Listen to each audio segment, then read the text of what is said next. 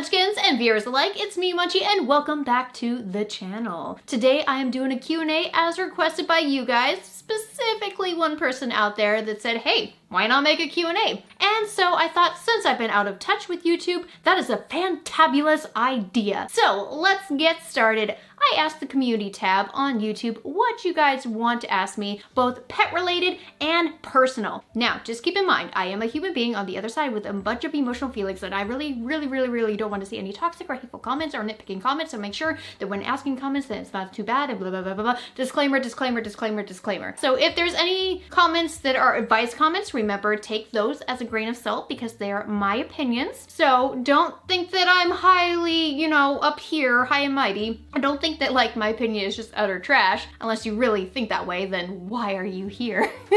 But just remember, when asking for advice, there's not going to be a right or wrong or a legit answer. You just gotta take the information that you have gathered and then run with it. There's going to be comments that I may or may not answer due to duplication, due to maybe previously answered in another video, or maybe due to it being a little bit too personal because I don't want to really necessarily give away all of my life on the internet. I do want to keep some privacy. So thank you guys for being respectful, and thank you guys for being my munchkins. I appreciate you guys and your honesty and your just bubbliness alongside me when making videos, because I don't just make videos for myself or for the rescue. I also try making them for you guys, and I do seriously appreciate the very nice and thoughtful comments that you guys leave, and thank you. Just want to say that. So let's jump into it. Zoe asked, over the past 20 years, we have seen such a jump in education on what is now known as proper hamster care. Where do you see hamster care and knowledge going in the next few years or decades? Honestly, I've actually thought about this recently, and I am really afraid in the next 20 more years, it's gonna be the exact same, but companies are kind of going to be shifting a little bit more, just because as the earth turns from natural resources over to a plastic wasteland, I'm afraid that we're going to see an increase of plastic junk, which will eventually get very high. If you see a graph, it's going to get very high with the plastic waste and junk made by KT, Critter Trails, Tiny Tails, things like that. And then there's going to probably be a point where it can't go any higher, and companies are going to have to change because of what the ecosystem is going to be like. So it's going to start plummeting with the whole plastic being processed and made, because Tiny Tails and KT Critter Trails are just OVO and OVO Habitrails. I mean, why are we still making them? We're having a plastic crisis, and yes, research has come out stating that there is going to be little things that can eat plastic, that can destroy plastic in our future, that are being tested right now in the laboratories. I don't know if that's gonna be a little bit too late with the whole way we as human beings are functioning right now, with plastic just being everywhere in our lives. But I think that there will be a change. But I still see so much plastic. I still see super tiny enclosures. I see so many right now that are being produced in 2020 from places, say for instance, like China, even though we have Night Angel from China, which is fantastic. Thank you, Night Angel, for being amazing. I am seeing new Chinese companies with very small plastic breakable enclosures coming out. New this, new that, 4 guinea pigs, 4 crocodiles. I'm just seeing so much plastic cages online. I have a weird feeling that's gonna continue. But on the other hand, there's probably gonna be some pretty fantastic enclosures coming out that are suitable, that we really like, but I do still see a giant portion of those being what we see right now. So, who knows? Regenhild, oh gosh, I hope I said your name right, but hello there, says, how hard is it to run a rescue? Very hard. And how much would you say you spend on monthly costs for the rescue? So the rescue right now is actually privately funded, but in the beginning when we started out, it all came out of pocket with me being the primary caretaker. And it wasn't until, I want to say, late 2018 where I actually got volunteer help with foster homes. And that's when the rescue started to grow, both with fostering and volunteering and transporting and all that stuff. And that's kind of when the donations kind of picked up, where people decided to go to our Amazon wish list and donate stuff to us. Privately funded rescues definitely rely heavily on just people privately funding or donating to that cause. So there is government funding for specific shelters in this area. Say for instance, my area is Washington State, where they will fund the shelters like the Seattle Humane Society or Regional Animal Services of King County, or Tacoma Humane Society. There's definitely grants and funds dedicated to those specific shelters because they are so big and high up there, and because some shelters are regional shelters of that area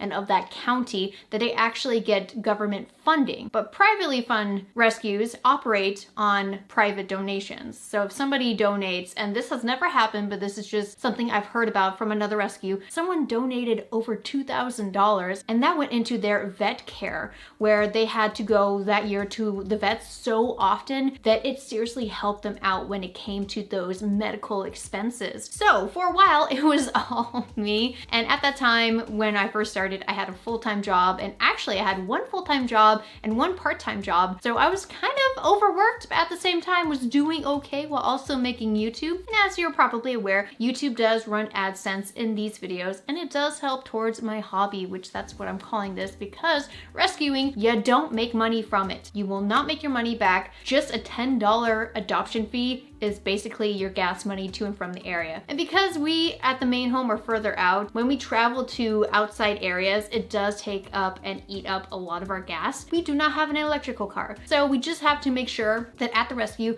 we are being smart financially and we are setting restrictions. Because if you're not setting intake restrictions, you're spending more money that you may not have, and then you start running out and it becomes a problem. So there is money being stored right now for the rescue in case of emergencies, but it is really a lot to consider and to take in. Usually under videos I leave, hey, get started on learning how to foster. And I want to say, if you guys wanted to in the future learn how to become a rescue, learn how to become a foster home first, and then learn from your shelter or resources that you're fostering with. And it is definitely time consuming and a commitment. Oh, and when it comes to thinking both financially, physically, and mentally, yeah, lots of driving when you intake surrender or Craigslist rescue animals, when you have to transport those animals to your foster home, and then your foster home relinquishing them to you so you can drop them off at the adopter's meetup location. I mean, it's really a lot of traveling. Mentally, it's very rewarding. However, when you don't set some time aside for yourself and you focus so much on cleaning everything, doing this, doing that, oh, I have to spend like an hour in here doing this every day, some of that stuff you need to find a balance for. And due to shifting in my life and my schedule or my volunteer schedules, it can be highs and lows. It's not really a stable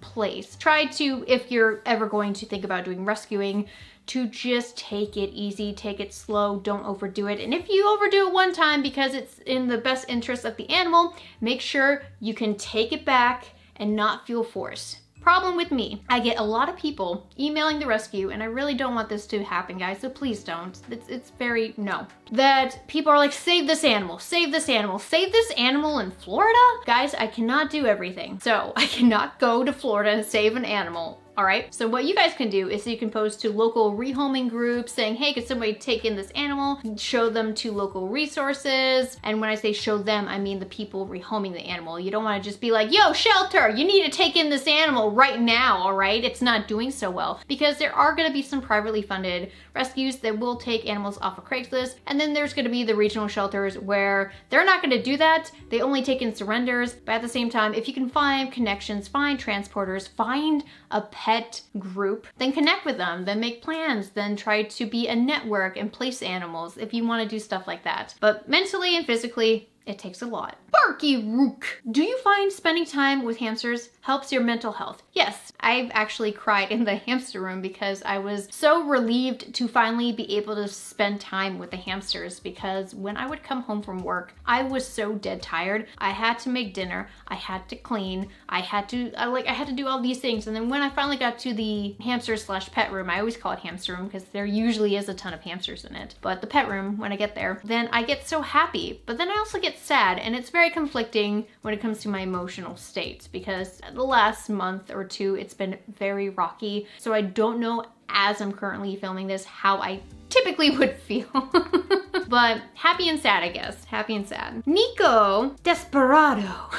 What is your least favorite type of animal to provide care for? High maintenance, lots of work, personal reasons, etc. I would have to say axolotls. They produce a lot of waste. You must be doing weekly water changes, even with a very powerful filtration. And it just takes a lot of time to drain water and to fill water back up, especially for 40-gallon breeder tanks or above. above. Those things are such a massive pain in the arse. And even if you're doing, you know, like 30% water changes, axolotls, they will just poop and make that sucker so messy the next morning by stepping in their own chutes. Yeah, no, it just drives you absolutely nuts. For our axolotls, we did not ask for them. We saved them from the dumpster about 3 years ago.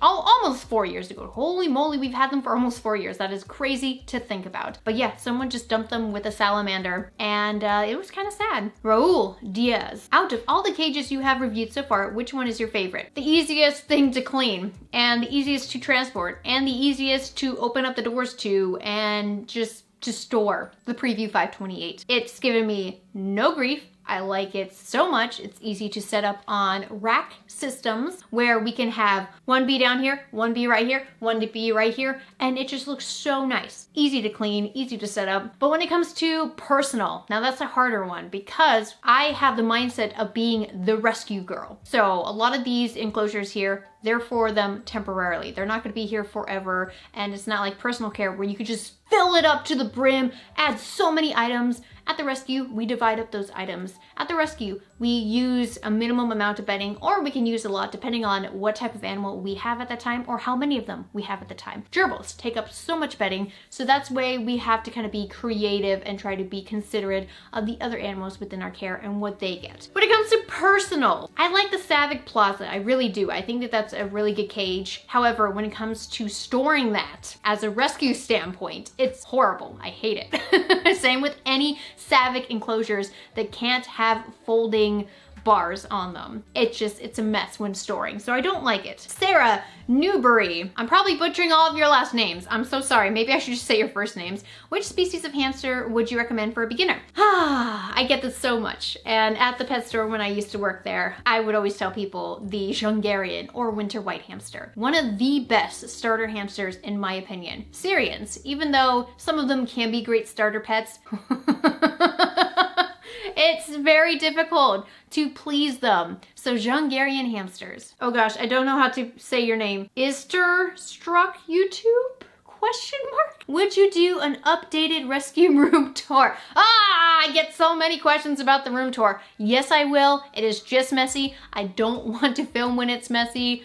I'm so sorry. I also want to be in the mood for it too, and I haven't been able to be in a nice mental mood. The Art of Cute 2. What is your favorite hamster species? What's my favorite hamster species? I thought I already answered this one. Favorite hamster species? Well, shoot. It has to be the Syrian. 5SOS Trap House fan page on Insta. How did you start up your small animal rescue? I saw hamsters being listed on Craigslist, and at the time I was fostering cats. And the idea came into my head that, oh my gosh, I could literally foster hamsters. Why aren't I doing this? I have the room. I just need to buy more stuff. And that's how it basically started. I'm like the theme in like robots. Oh my gosh. But yeah, see a need, fill a need. And that's what I did. Haley Willock almost wants to say warlock. Haley, did you know you were a warlock? Can hamsters learn tricks? I want to say yes, but I'm not too sure. I have seen people train Hungarian/Russian dwarf hamsters before, so I do believe it's possible. From what my memory is telling me that it is possible. Dare Cooper Winter. Ooh, what a ferocious name you have. What advice can you give to a first-time hamster owner? Love lots from Philippines, Munchie. Aw, thank you for the heart, that's so sweet. Advice, first-time hamster owners. Oh God, what type of advice? There could be several advice. Food advice, cage advice, everything advice. I would probably say don't freak out at everything. You don't know how many times I've had people on hamster groups freak out because their hamster smelled funny, even though it was a female Syrian hamster, most likely in heat, and then people scream, oh my God, it's wet tail, it's wet tail, it's wet tail. My advice, don't freak out, be calm, be collect, try to identify these things in an appropriate setting, research, look it up, look at YouTube videos, see what it could be. Just because I guess what I'm saying is that if you try to go and look for advice on certain things, you will get a wall of text that may be very misleading, or some people will give out incorrect care when it could be handled a completely different way. It's just not good. So I guess maybe when it comes to advice, just don't freak out and try to be as prepared as possible. Anna B, how many enclosures and animals do you have? I am not going to count right now. But enclosures, we had made several DIY Bing enclosures, and at the time, at the rescue, we had at least 43 small animals. Some of those animals could be cohabbed, others could not, and had to be separated, so it gives you a general sense of idea of how many enclosures we may or may not have, and this also includes within the foster homes, because we lend out our enclosures here to foster homes. Lisa, do you ever get tired of caring for the hamsters? Actually, yes. There has been burnout very frequently. Or do you, oh no, you asked 2 questions. No, I'm not answering the second one. Moving on. Freya, of all the hammies you have owned, which one was your soulmate, one you had a special connection with? I tried to avoid saying favorite. Well, I think Chunky Chip. Chunky Chip was a very good boy, and I loved him a lot. Carlos right now, I guess, would be favorite boy. Yeah, actually, I think it is Carlos. Carlos is just so well behaved. I love that little guy. There was actually one of my favorite foster hamsters named Stitch.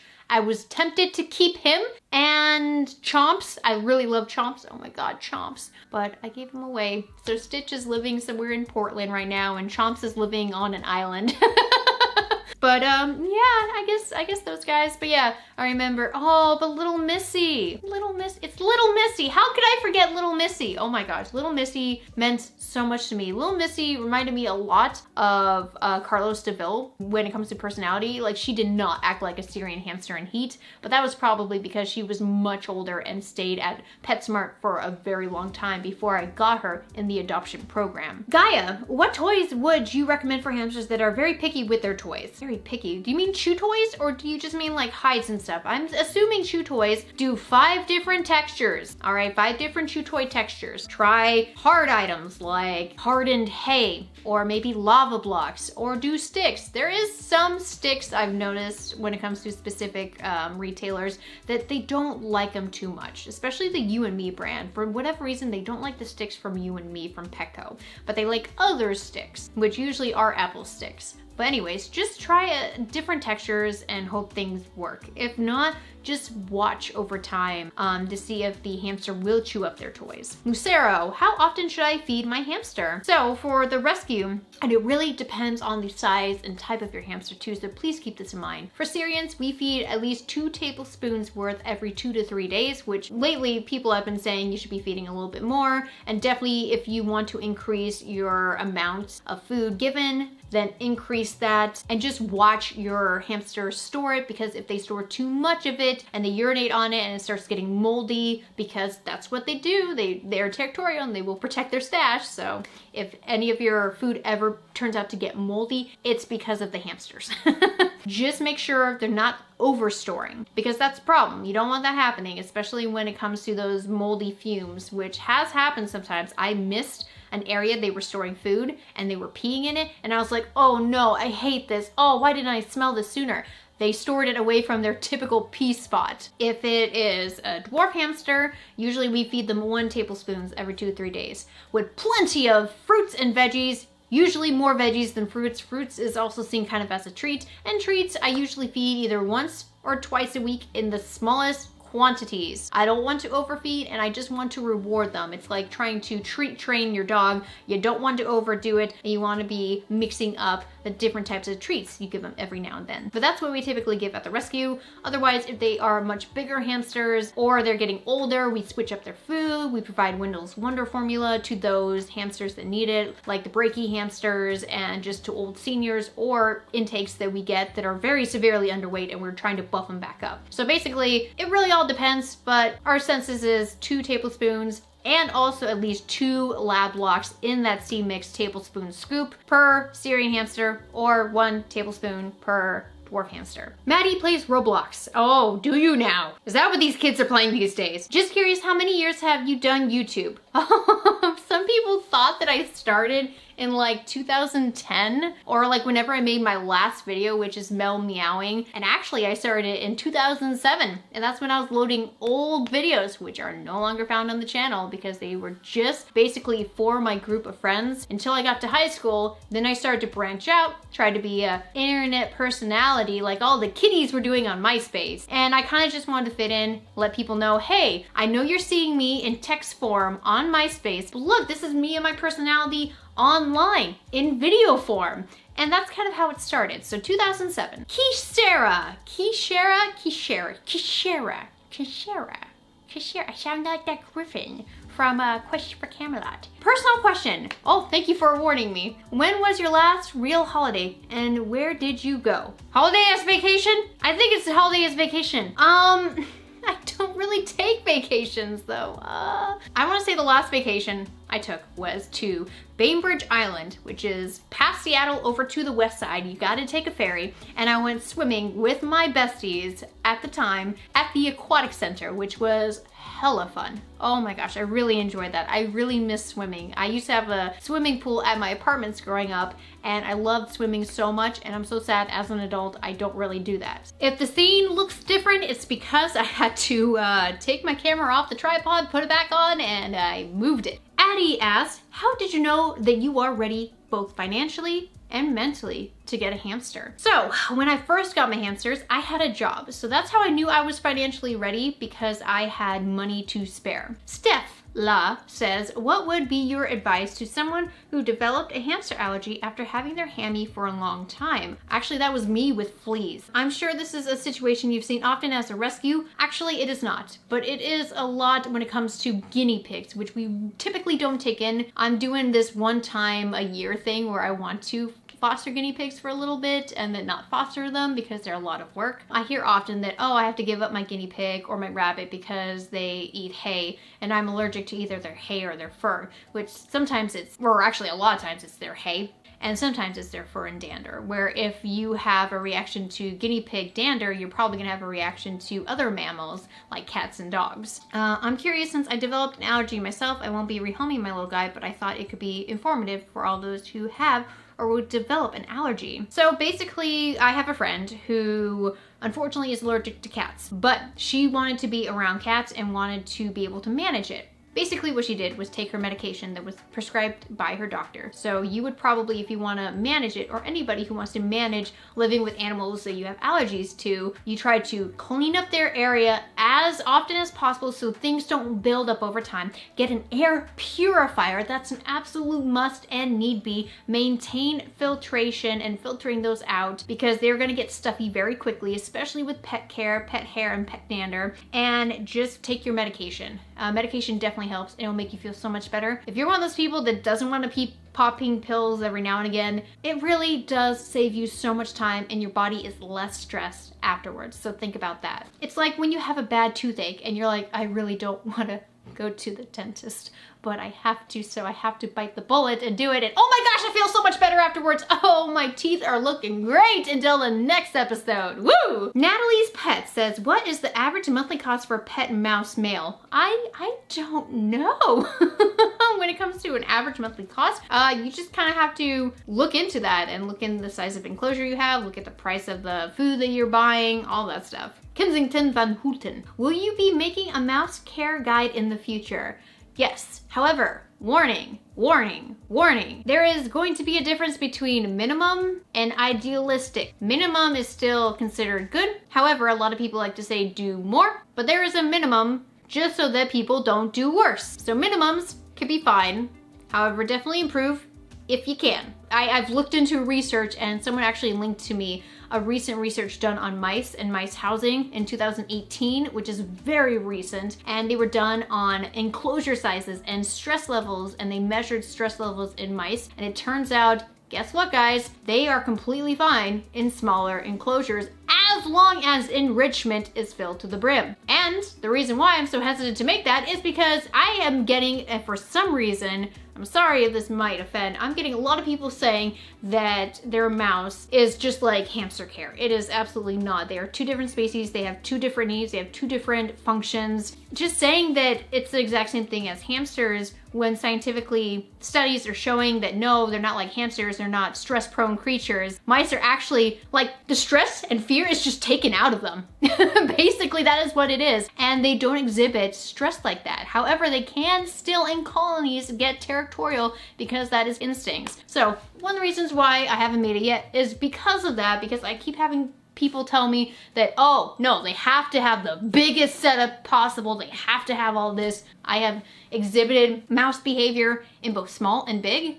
And what some people are saying, if you have one lone mouse in like a really big setup, it actually can spook them and make them worse. And I've had that happen before. I actually did experiments on that. Not those type of experiments, just trying to do trials and tried to get my studies personally myself. And I saw that, hey, if they don't have a big colony and you're only sticking like one mouse in here, then it does make them a lot more nervous. But in a smaller enclosure where they're more secure, there's a lot of things filled up to the brim, it's not an open space, so much better. So much better. So I guess you could say I'm a little bit fearful about talking about that and pissing people off, which honestly, it's like, if it's big and your mouse is exhibiting good behaviors, good for you. It's an ideal setup. But if I start talking about minimums, someone has to say, that's wrong. And there's still people that even when I say, hey, we really should be increasing more and it's a lot more better in this type of setup and environment, wrong. But mice are definitely a different exception. Also, recently Raven passed away and Starfire's by herself, and all the mice that we had for a period of time at the rescue ended up getting adopted very quickly. So I really was not able to make a lot of mouse videos or mice care and stuff like that, but I will definitely. But when it comes to the opinion of mice care and it being so divided, it's just gonna be so hard for me to make and to me feel happy making it and then just seeing what people think about it. It's very stressful as just a single YouTuber. However, there are some fantabulous setups and some people have actually been making a lot of mice video setups with their IKEA setups, which are filled to the brim when they do it that way. And they look so good. So I really seriously applaud them when they have a lot of space being filled up by those things that the mice can interact with. I really like that. Scarlett, what did you think of Pets at Home and their products and business? I don't know because Pets at Home is not in my area. Terribly sorry, cannot really answer that. Julia, how many hamsters have you helped with your rescue? We did have some statistics for last year in 2020 and the year prior. The other statistics I would have to look up, but I know at least for this year, I think we adopted out like 108. So we've helped probably at this point well over 200 animals. This B1 boy, how's your day been? Good. Although making this video has proved to be kind of a challenge. Katten, what's the story behind your name and how were you named? Oh, this is actually kind of interesting as my voice is cutting out. So, Munchie was developed on MySpace. Everybody I knew came up with nicknames. However, a lot of the people I knew had role-playing accounts, and for me, for whatever reason, didn't really think too much of it and thought, hey, I'm not a role player, but hey, there's a lot of cool people that have nicknames that I like. One being, I remember this guy, Frosty, with his girlfriend, Amber, which I thought was just so cute, and they were using anime pictures. And so yes, I knew that they were role players, but at the same time, everybody kind of had a nickname. And of course, at the time, there was Scene Kids starting to form. At that time, I was in the Scene Kid era. How about that? There's basically people today worshiping Scene Kids back then. But anyways, so I wanted something fun sounding. Munch sounded fun. And there's a lot of IEs, like Frosty or Freezy or, you know, anything with an IE at the end usually sounds nice. So I put Munch and E together. Munchie, Munchie. And then I later found out that's what people say when they got the munchies, when they are high. And I didn't know that.